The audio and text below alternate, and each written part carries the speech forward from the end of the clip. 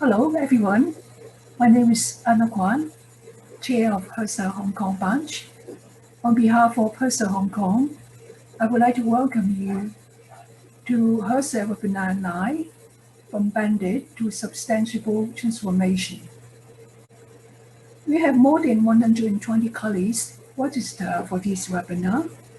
Most colleagues are from Australasia, including Australia, New Zealand, Hong Kong, mainland China, Indonesia, Malaysia, and Vietnam. We also have colleagues from Johannesburg.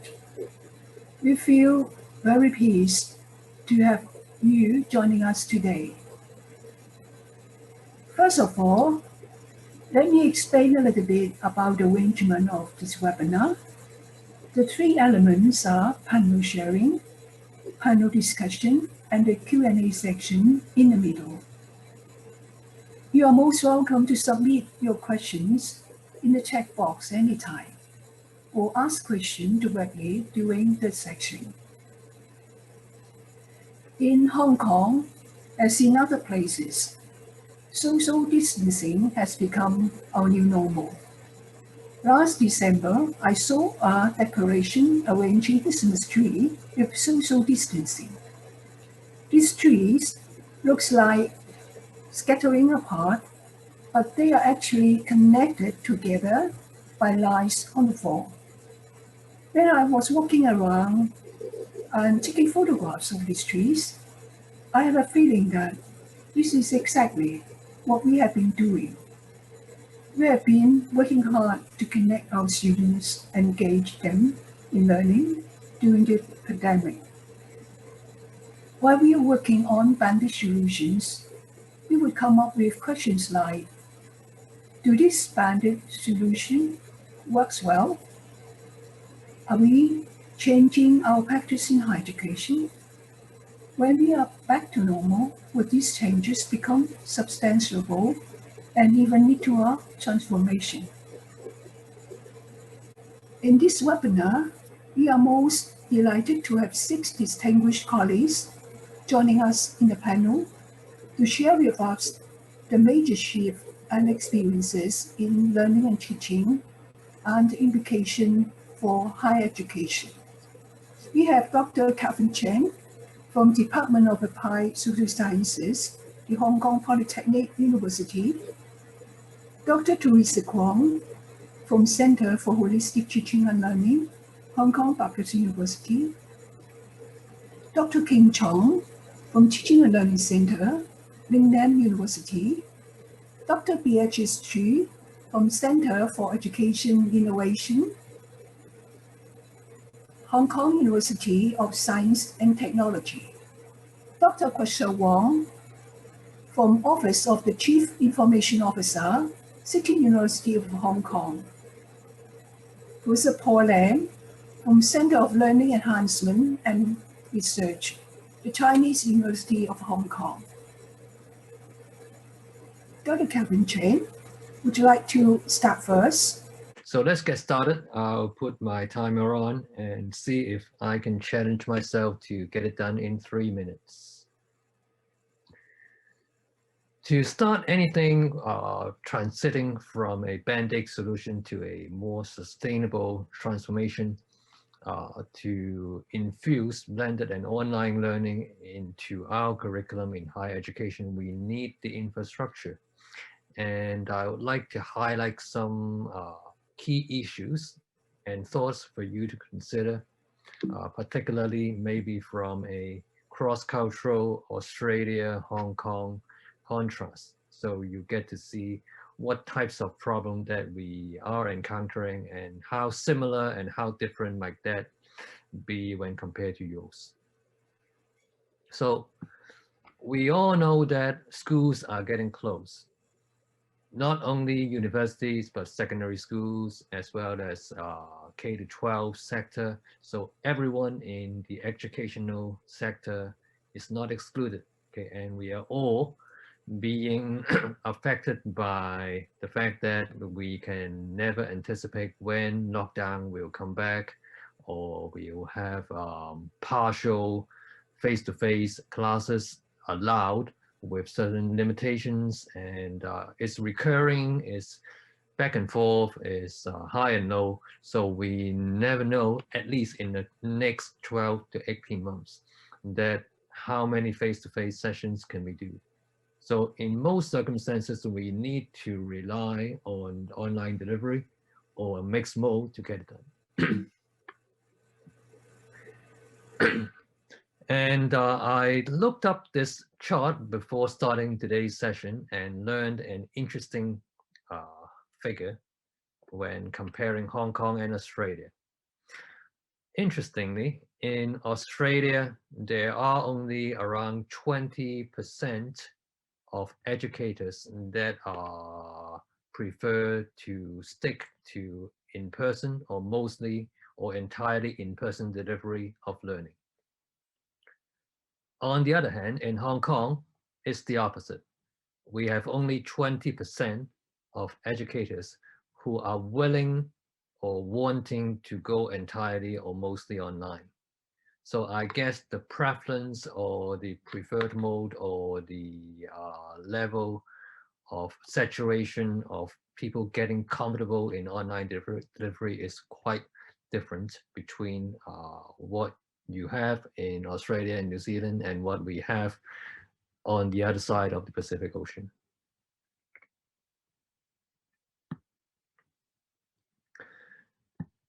So I want to highlight three major issues in planning for the new normal. First has to do with sunsetting our conventional or traditional campus and moving forward to more distributed campus. We can opt for unified or diverse solutions, as well as a choice or a mix between a top-down and a bottom-up approach. So we know that everyone has invested a lot in physical campus development. So going online means some of those equipments and spaces might be obsolete or need replanning. So those we need to think carefully. Universities like what we have in Hong Kong Polytechnic University, we face a huge challenge of going for a one single unified solution to minimize and optimize costs, or to offer diverse solutions, okay, for learners to choose to pick the best and optimized solutions, cost and usage implications. And next up, we have two contrasting directions for building up infrastructures. We can either solicit those needs and plan those investments from a top-down approach. We have a link right here. I'll try to copy this later on to the chat. Universities in Hong Kong are just getting $165 million to invest in hardware on online delivery, but it's just hardware. Okay. But on the other hand, frontline academics have a better feel about what learners actually need. That might not be equipment alone, but maybe more to software and support. So I'm leaving you with some inspirations of how to go about transiting your campus or your learning environment for the new normal. And I'll give the time back to everyone else. Thank you. Thank you, Kevin. Sorry to rush you, but I have to make sure that the time is okay for every speaker. So hi, everybody. Can you all see my screen sharing? Yes, all right, great. Okay, let me reset my timer as well. Good morning, good afternoon, wherever you are. I'm Teresa from Hong Kong Baptist University. I will basically share with you all our experience in mixed mode teaching. We emphasize a lot on online versus offline learning, whereby since September last year, we fully adopted the mixed mode teaching by having students joining the class physically in the physical classroom, and some students who are overseas or may not be able to come back to the campus to join the class via Zoom or other video conferencing tool. This is a little bit challenging because it is very difficult to engage both groups of students, particularly in interactive activities. But we found that indeed we can make it, and we found there's a potential for regionalized and internationalized learning, where we can involve like international scholars in the classroom via the video conferencing tool, as well as we have our teacher physically like joining in the classroom. And for the students, we have exchange students or international students joining like online, and some students joining in the classroom. They're a very good mix for 4 parties, and we see the potential that in the long run, we will still continue this kind of mixed mode teaching, because we would like to emphasize the virtual exchange and virtual internship to make sure that we have a wider audience and can benefit more students around the world. And also, we would like to do some more collaborations to solve cross-cultural or global issues, so that we can like form different teams like for our students. So this is how we package it ourselves to make sure that we are ready for all mixed mode teaching. Of course, if we would like to do mixed mode teaching, like what Kevin said just now, we have to make sure that the infrastructure is good enough. I don't need to say at least you have a camera, you have audio, visual, all available, and also you make use of other platforms. We use FutureLearn as Spock and MOOC to do blended mode teaching as well. And in terms of like in class, we have to engage our students, at least basically use the video conferencing tool features like the raise hand button, yes, no button. And for those students who joining in class, they just raise up their hands. So it is a bit difficult for the teachers to manage, but we managed to do it. We have quite a number of successful examples from our teachers as well. And we also like encourage our teachers to make use of different e-learning tools to engage students more in the classroom. Apart from the Miro Padlet, where the students like can give more feedback or like interact like by typing their comments or feedback to one another, we also use like a Mentimeter and Kahoot and some other tools as well. And our teachers particularly like the Google Docs as well, because students can do collaborative notes together and during the discussion, even like during the breakout room, or they just like go back, use their own devices to use WhatsApp, whatever means they use, they can share to do the work together after the discussion. But in the long run, we think that the diversity of pedagogical design is important for this kind of mixed mode teaching. And that's the reason why we are having like engaging and immersive learning experiences we will provide by using mixed reality technologies, artificial intelligence, and personalized learning. And also the assessment transformation, because of like we do not emphasize the final exam, heavy weighting final examination, but to have make sure that it's authentic assessment for NS learning. And it is also important to revise our assessment policy, particularly because of the change of the assessment mode. We have to also rethink about the code of behavior and ethics, integrity, all this stuff. And that's all my sharing. Thank you very much. Over to you, Kane. Oh, thank you. Yeah, thank you, and Teresa. Sorry.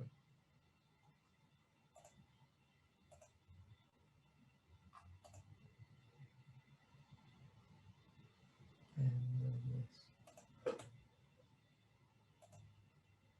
Good morning, everyone. I'm King Chong from the Lingnan University. I would like to share our practice in the development of e-tools. And actually, some background information. Lingnan University is a liberal arts college.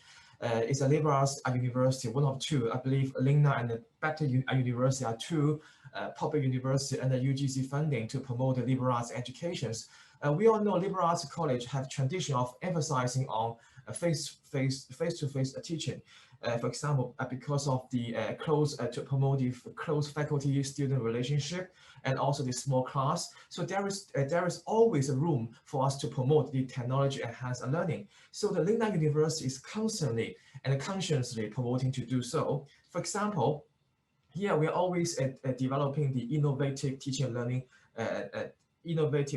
method, incorporating the technology. For example, our economics teacher are using the big data. Our economics and the marketing teacher are incorporating how to use big data to teach the students in the courses. We also have a long history of using e-portfolio, and we're also using the classroom response system. And we are also quite advanced in promoting the university industry collaborative platform in our accounting department, in our business departments, and our translation department also use the computer-aided translation software, and our science unit also using the web geographic information system. That's all the typical example of how we use the innovative teaching and learning method incorporating the technology. However, this is only restrict to the passionate and enthusiastic teacher by using TDG. That means a very small amount. So giving some tradition of liberal arts college. So I think before June, that's the situation before June 2019. That means before the pandemic and before the social incident. By June 2019, our university just announced the new strategic plan for 2019 and 25. In this part, we highlighted to develop the smart teaching and learning and other cutting-edge pedagogies with the help of new digital education technology as an overarching framework to promote our technology-enhanced learning. And so we have a requirement. And such a structure plan, our Senate has formulated the requirement that each course should incorporate at least one component, one e-learning component. Hope by the end of this triennium, that means 2019 and 2022, each course can incorporate at least of one e-learning component. We have three requirements, okay, for e-learning component. So first one is the fundamental level. That means they at least use the e-learning component to motivate and engage students, not just a replacement as such like the SAMR model as a substitution. And for example, design of learning, digital learning resources with the high visual impact, promotion of collaborative learning. So advanced level means they can use the e-learning component to analyze the student learning experience and to facilitate the design of new teaching learning material. For the frontier level, they help to promote the internationalization of the curriculum and associate teaching learning and the integration of campus-based and experiential learning. So, however, under the previous environment, that means before the pandemic and before the social incident, we don't heavily rely on the online mode. So, so I think we are quite concerned how we can finish this goal, because our tradition, small amount of teachers are passionate by using the e-learning component. However, the adoption of online real-time teaching learning and currently the hybrid mode actually accelerates the full adoption of technology-enhanced learning, because our teachers have to do. They have no choice. So for example, starting from the term 2, 2019 and 2020, so we have using different E2 to adopt the online teaching learning. For example, the live lecture, very commonly by Zoom, BBB, and Skype, and Microsoft Teams. And in terms of lecture capturing, they use the Panotto, and for online collaborative learning, they use a Moodle discussion forum or Google Classroom. And they use different online resources to provide the e-learning resources. And for interactions, they use for example, they use the WhatsApp, WeChat, and Facebook. So different tools for them to adopt the online teaching and learning. And we also issue different guide for teacher and student. For example, for teacher, we use a guide to guide them how to use e-learning and how to use the virtual classroom and how to learn online, and also how to conduct the online real-time teaching and learning. And then we also provide a guide to our students. And now it's time to reflect. That means we need to use the online tool to engage and motivate, not just use the online tool to conduct daily classroom teaching. So we, I think in this November, we collaborate with our liberal arts partnership college, we call the Orlando College, by using their example, their experience to promote our, technology enhanced learning. King, I have to stop you. Can you finish in 15 seconds? Oh, sure. And now, sorry. And that's two models commonly used, for example, SAMR model and digital taxonomy model. And now it's time for us to align different E2 by different pedagogy in terms of instructional design, in terms of self-learning, in terms of delivery, in terms of engagement and motivation, and online learning community. We try to align different E2 to different pedagogy and teaching and learning. We will issue different guide and provide different consultancy to our teacher. So that's all our Lingna experience. Thank you very much, Teresa, for reminding. Thank you all. Thank you.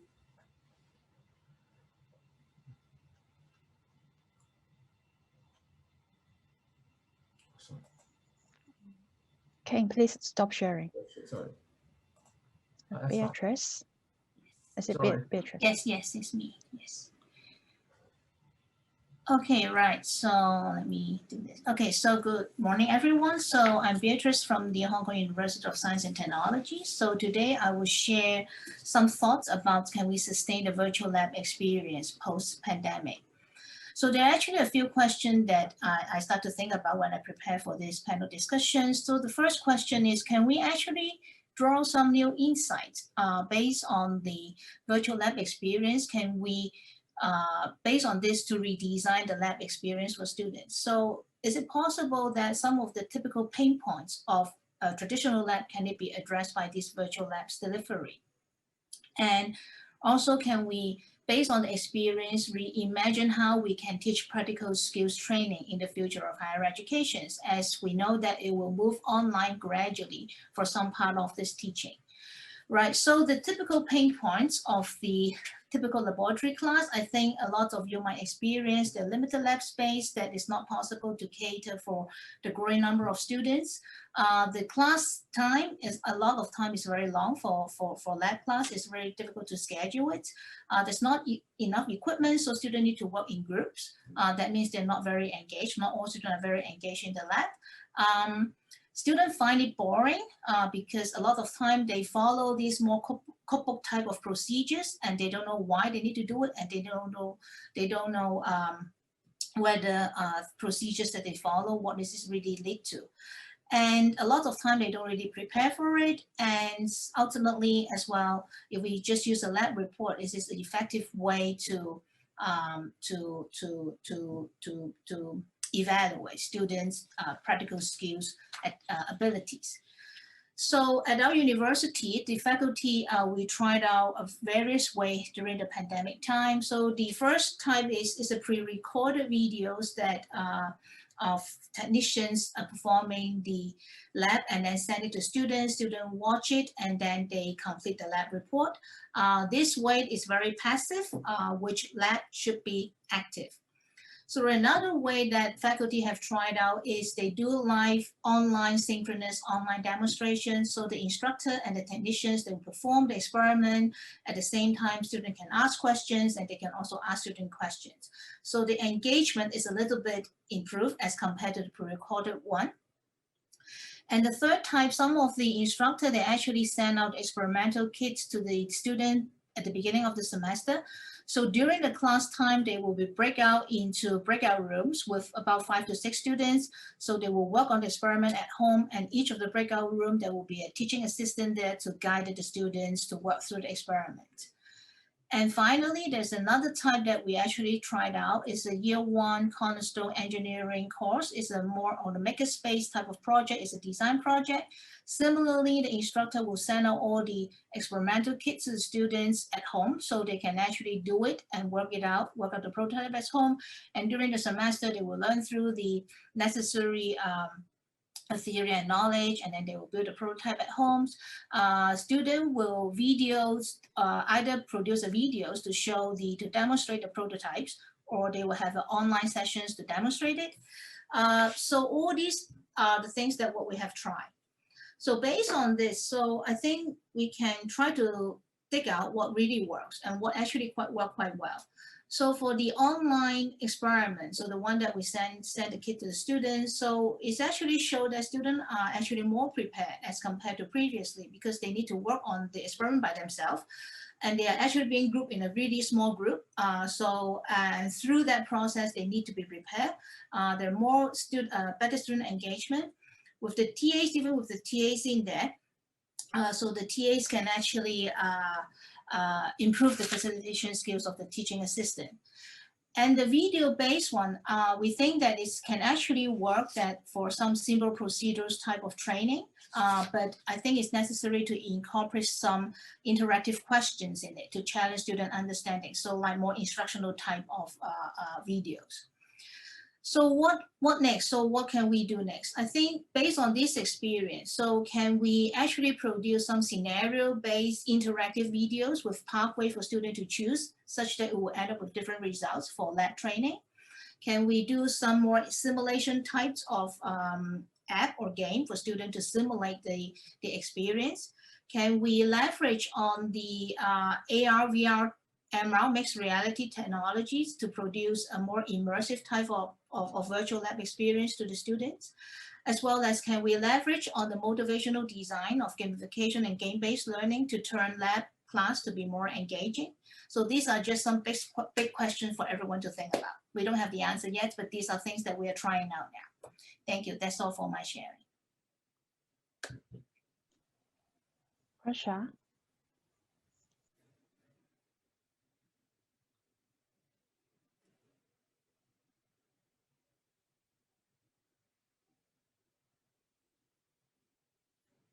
So thank you, Beatrice. Thank you, Teresa. I'm Prasha from City University of Hong Kong. I'm kind of the e-learning guy here. I'm going to talk about online assessment in the new normal, but more or less is about examination in a sense. Okay. So what I have observed during the pandemic, the unfortunate part is most exams remain. So it's still the good old exam, but students have to do it at home, online, through the system.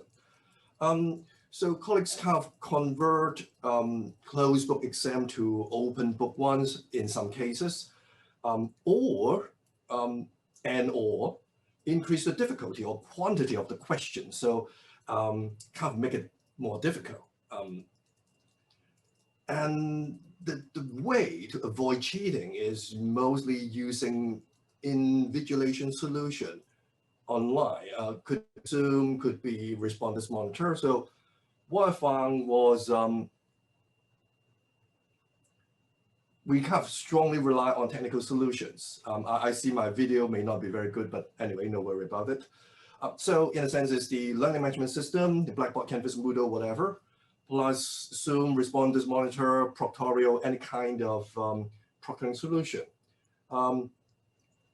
And after the exam, we did have lots of investigation in what actually happened during the exam. Did the student do something else? Did the student cheat? So that's not very healthy in a sense. I got some suggested improvement, but well, let's talk about it first. Okay.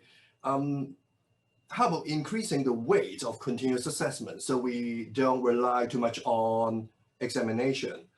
Adoption of alternative assessment, not the good old questions, paper writing, exams style. Focus on higher level learning outcomes. So not exactly writing something, a paper or an essay, but performing something. So that kind of leads to eventually authentic assessment to make cheating not attractive. How about letting students co-design what question to answer? Kind of also work with students in terms of assessment, not only in teaching and learning. Take advantage of IT solution, but be flexible. So as I mentioned now, it's kind of too much reliance on maybe, for example, responders monitor or other kind of monitoring solution like Zoom. And also we like to give more feedback to students to support their future learning. It's kind of too little in an exam situation. Okay, so we of course facing a lot of challenges. For example, the support from senior management. From where I work, the senior management have more rely on or more recommend on exam or keeping the exam. That's one challenge. How about the accreditation party? They have the good old solution package to accredit a program. If there's no exam, is it good enough? Also changing the perception of society. It seems to me when I talk to people, they don't quite, at least in Hong Kong, they don't quite accept the idea of not having exams. And of course, there's time and resources. If you go for an one-on-one oral kind of exam situation, then you definitely can assess your students in a more robust way, but then it is very time consuming. Eventually, we hope that genuine adoption and acceptance of outcome-based teaching and learning. To me, outcome-based is more on paper at the moment rather than people really doing that. That's my sharing. Thank you. And Paul, please take over. Let me stop sharing. Yes. Hello, everyone. I'd like to share my PowerPoint.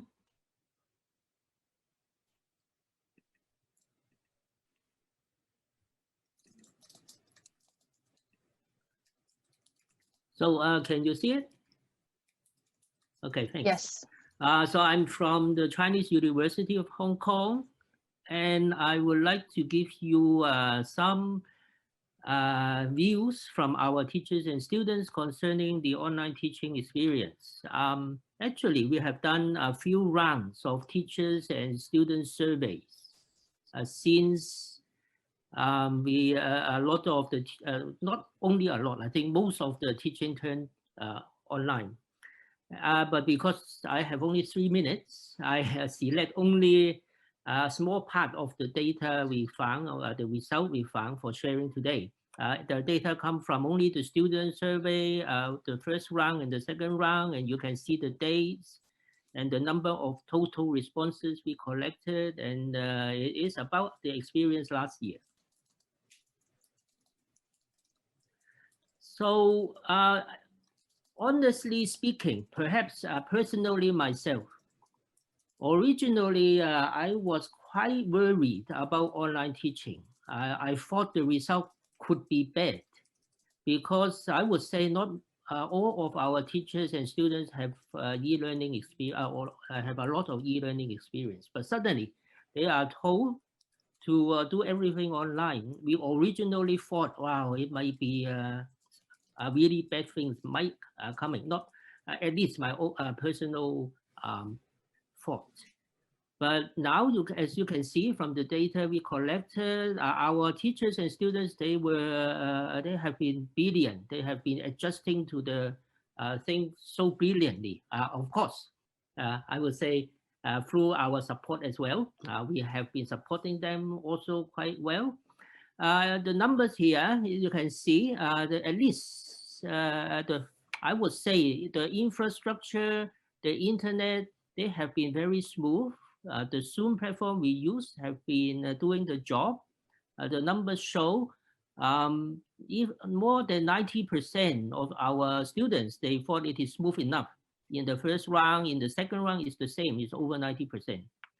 And then our students thought they found it overall very satisfying. So the first round is nearly 80%. The second round is also approximately that number, 70% to 80%. So they are actually, on the whole, they feel quite good.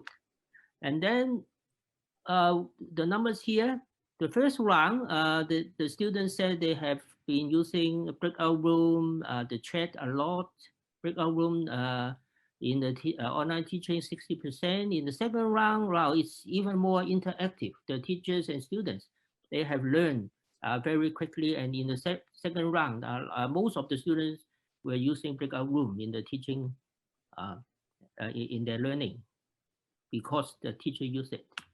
However, maybe there are is that good? Of course, there are online learning has advantages, but there are also some weaknesses. One of the things the students reported is that they did not find they were attentive all the time. Also in the second round, we also got feedback from teachers that they found that students did not turn on their camera, they may not respond to their questions very quickly, and they were worried whether students were doing something else while listening. And then even though they find it satisfying, but do they find online teaching effective? Not too bad. I think these, the yes and no, they are quite the same, half and half. Effective or not, some say yes, some say no. But anyway, it opens up, at least for me, it opens up new opportunities, as all the speakers have talked about the new normal. So online teaching is not bad. It has a lot of advantages. But of course, I would say it cannot replace face-to-face teaching, but it can somehow supplement face-to-face teaching. And for the future, I think we should explore how the online teaching can integrate with our existing practice and become a new normal. That's the thing I'd like to talk about. That's it. Thank you.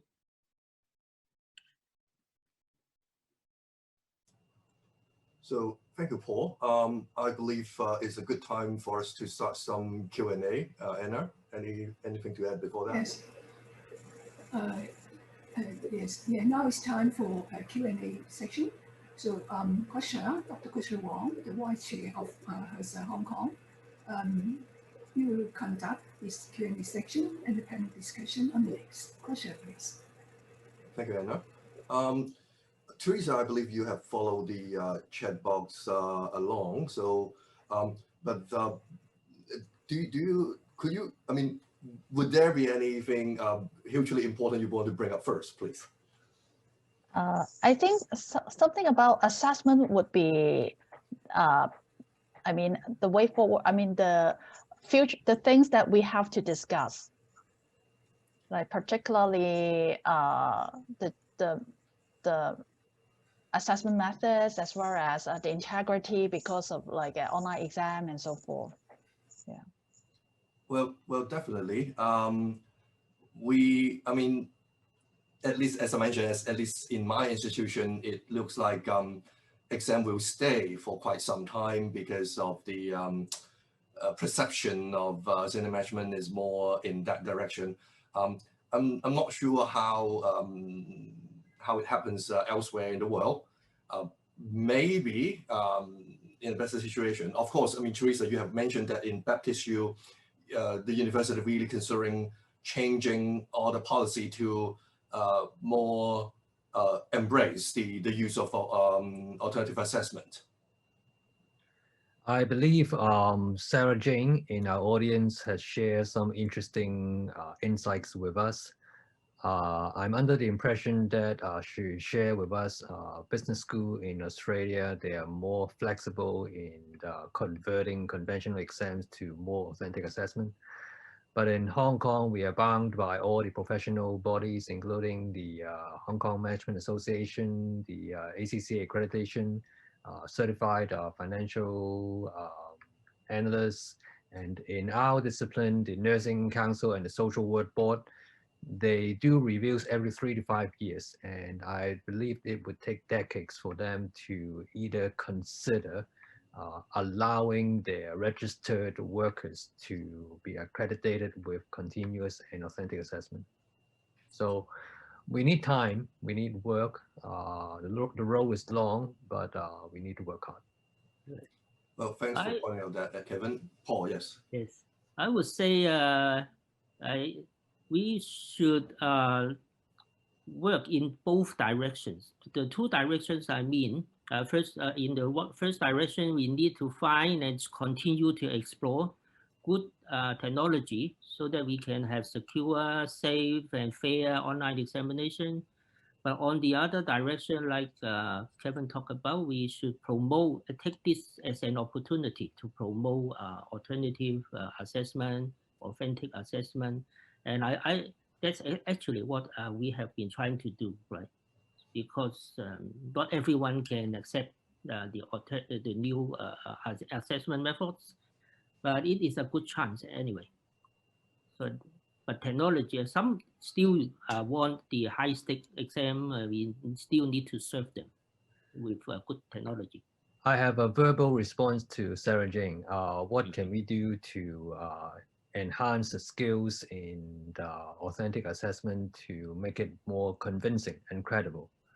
And I'd like to jump beyond the individual level of empowering teacher. I think the most efficient way to get it done is to infiltrate those professional bodies with more enlightened minds who are more receptive to the idea and authenticity of alternative assessment through authentic assessment or continuous assessment that is as good as examination or even better to demonstrate high order thinking skills.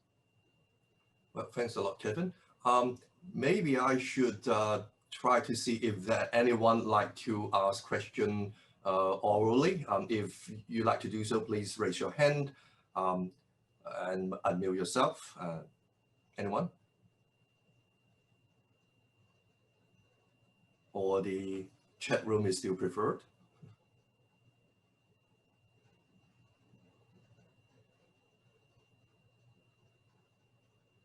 Yeah, see Sarah raised hand. Sarah raised hand. I wanted to bring up a thing that Michael talked about in the chat about authentic assessment marking, and it is a really big issue around how do we do that effectively with big classes. I think integrating some level of peer marking and peer evaluation and that is in there, but yeah, if we can find some better ways together to work out how to do large class marking of authentic assessment in a good practice type scenario, that would be really excellent. I believe there's a way out of trying to balance the trinity among machine learning, manual grading, and peer assessment. Blending those three might be the most viable way to go ahead. Yeah, yes, I think Hong Kong Baptist University is also like exploring this, like machine learning as well as the AI, particularly for essay type questions. Well, Teresa, I think you bring up an interesting thing about AI. I mean, to me, AI may suggest in terms of language improvement, but then we are talking about genuinely try to get the idea of the student through AI to do grading. I mean, to me, I mean, at this point, it's still kind of scary. I do not have a very good confidence in terms of that would help to provide a meaningful assessment result for students at this point, at least. Yeah, I totally agree with you. We are exploring tools that can like prompt the students' process learning.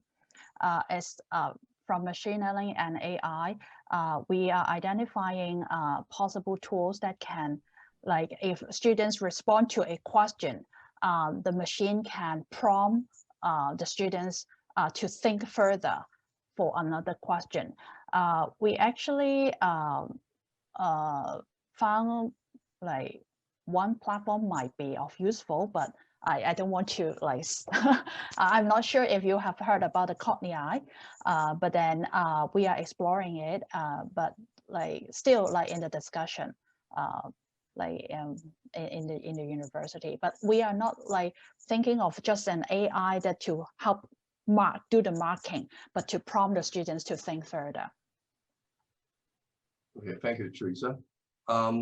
I want to get back to Sarah Jane's idea about having trained the colleagues and also have the authentic assessment done by multiple grader in a sense, and also make sure the grading respond or represent, I should say, represent the students' learning. I mean, that's definitely difficult and needs a lot of new training and new skills. for teachers to do that. I don't know how, I do not have a solution, but definitely we are facing a lot of challenges here.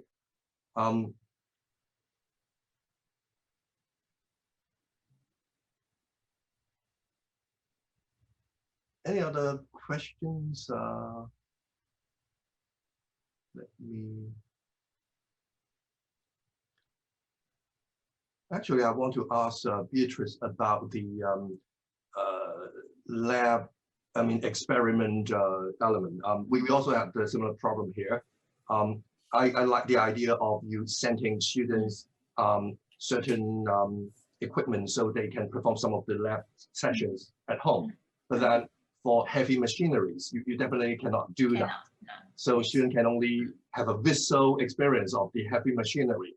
To me, it's kind of against the accreditation of engineering societies because they want the student to really touch those heavy machinery. What do you think?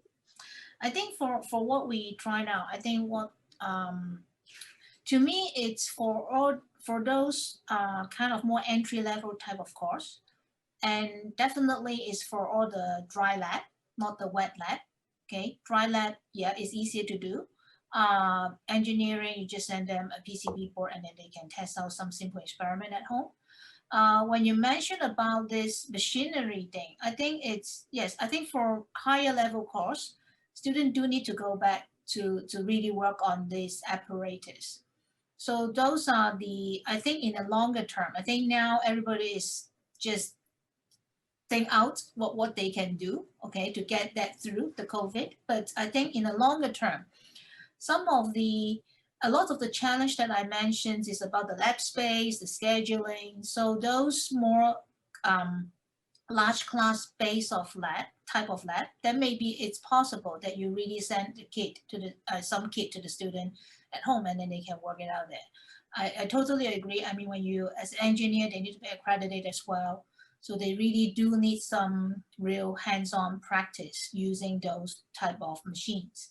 And those really need to go back to the physical setting to do. Yes, as said, I mean, wet lab probably more challenging. I actually read through the chat, some of them actually send students those kitchen type of chemistry kit so they can do some kitchen chemistry at home. But as said, I mean, those are really foundational level course, and that in the longer term it could help to solve.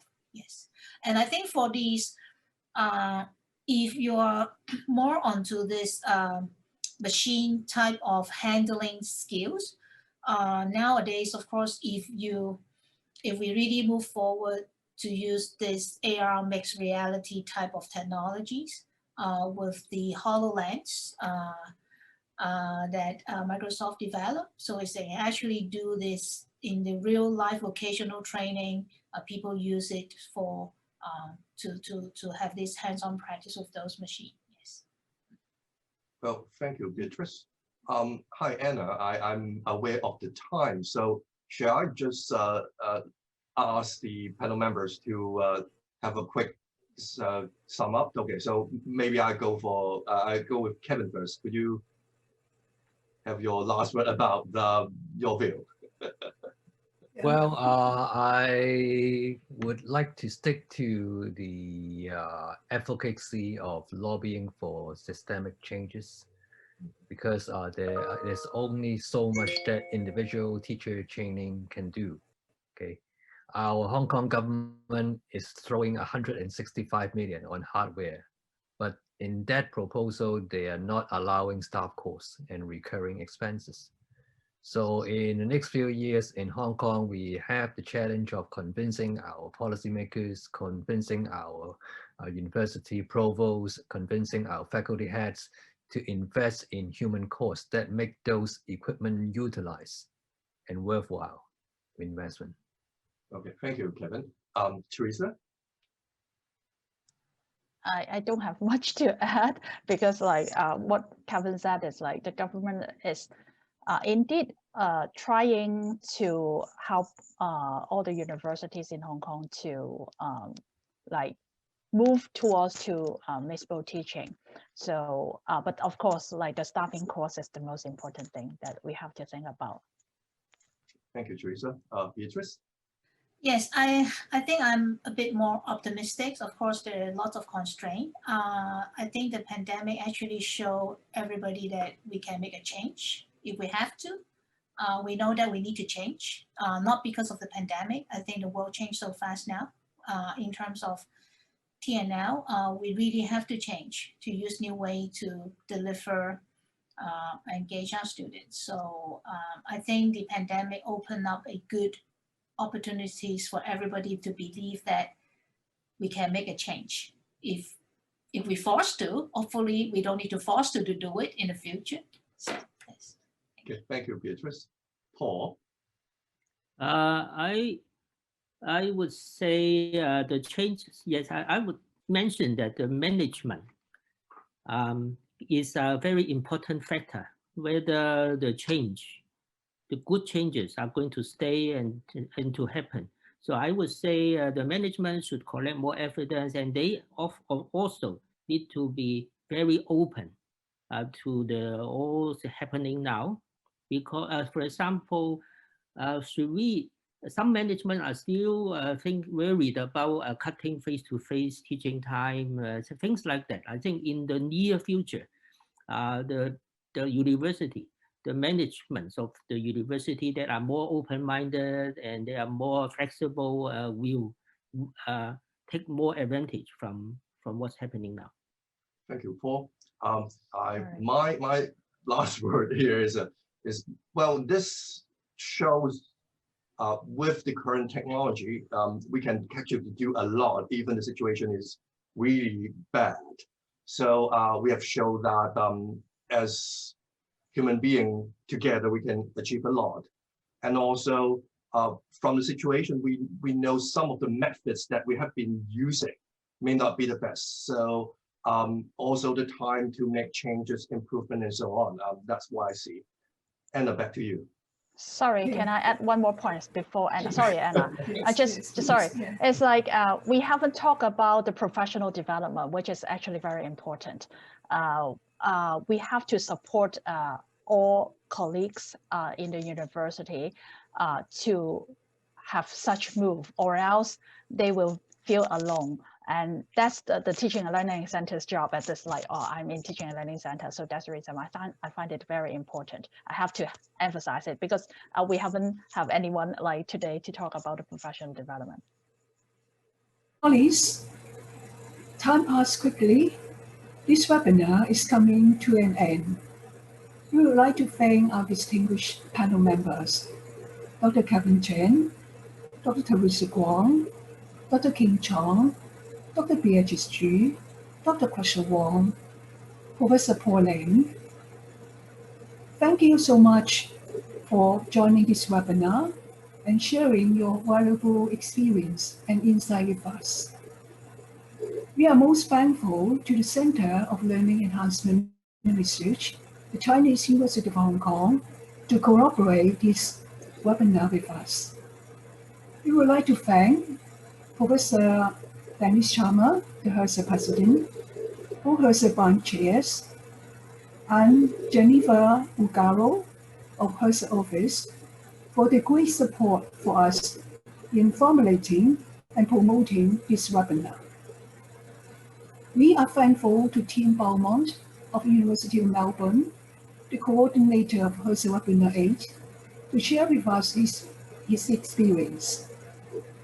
Finally, the most important, we would like to thank all of you for your active participation in this webinar to make it successful. Let us stay healthy. We hope to see you again in other HERDSA activities in the future.